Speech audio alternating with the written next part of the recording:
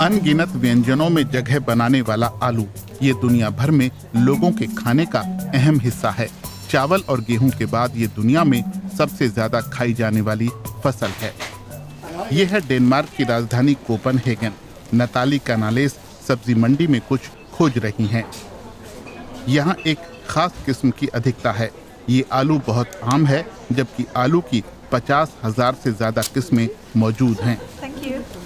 लेकिन नताली को यहाँ अपना पसंदीदा आलू नहीं मिला।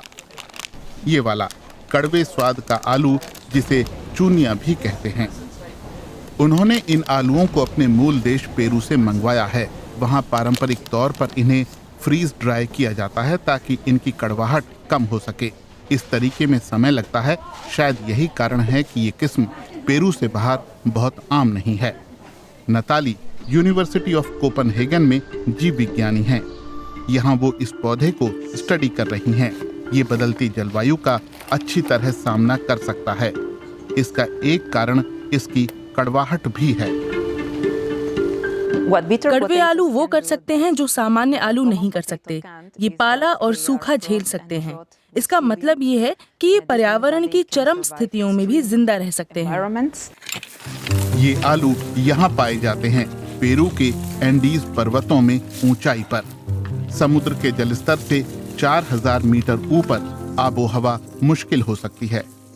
यहाँ रात में तापमान -4 डिग्री सेल्सियस तक जा सकता है। पानी की भी कमी है। जलवायु परिवर्तन इन परिस्थितियों को ज्यादा सख्त बना रहा है। फिर भी इस आलू की फसल होती है, लेकिन कैसे? नताली इसका जवाब खोज रही हैं, जो छिपा है इसकी डीएनए में, और नताली इसका पता लगाने में जुटी हैं। मैं कड़वे आलू की पत्तियों को एपेंडोर्फ में डाल रही हूँ, धातु की इन गोलियों के साथ, और फिर इन्हें एक मशीन में डालकर पूरी तरह पीस देती हूँ, पाउडर की तरह। ये डीएनए अलग करने की प्रक्रिया के पहले चरण में मदद करेगा। डीएनए में वो आनुवांशिक खूबियां हैं जो इस आलू को खास बनाती हैं। इनकी पहचान करके इस पौधे के लचीलेपन का राज पता लग सकता है।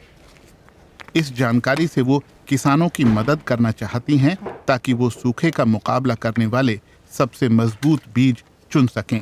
नताली को इसकी संभावनाओं पर पूरा भरोसा है। इस तरह की जानकारी समुदायों तक पहुंचाकर और उन्हें इस जानकारी का मालिक बनाकर, जैसा कि मैं अपनी इस रिसर्च से करना चाहती हूं, वो तय कर सकते हैं कि इस जानकारी का क्या इस्तेमाल करना है, क्योंकि आखिरकार वो इस जानकारी और जैव विविधता के रखवाले हैं।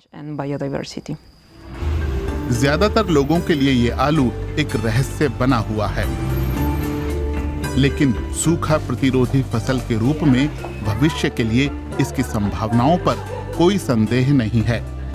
जाहिर है हमारी जलवायु बदल रही है और हमें नई और टिकाऊ फसलों की जरूरत होगी।